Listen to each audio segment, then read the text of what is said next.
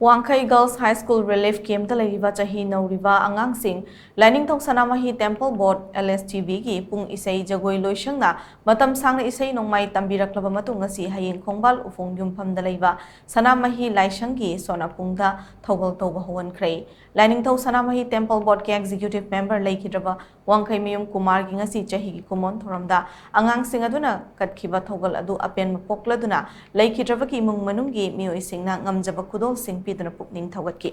thoramadu ko mari leina relief camp asigi awarapa yingsilibi WANGKHEI apunba meira paibi lup taret ki luchingbi amana hai haugulakliba angang sing masinama tambiduna maromdom lepchaba ngamnana bo hotnaba asidagi hena nungaiba leite masigi damak LAININGTHOU Sanamahi Temple Board PUNGAMKHEI leitana thagali haina makna fongdoki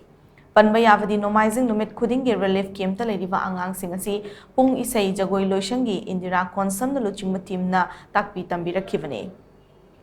WANGKHEI High School Relief Camp ta leiriba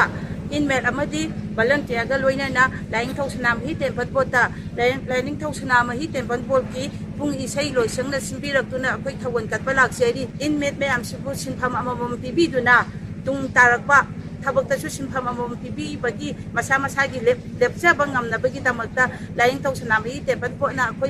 akoi gi inmate sing sibu thagat pi bagi sinpham amam nainer ba sinbi rak bagi tamakta su LAININGTHOU Sanamahi Temple Board ki member puna muksu ngamkhei leitana thagat maru aina akoi gi relief camp ta tampiriba oja infra amadi oja samu busu haningai leitana thagat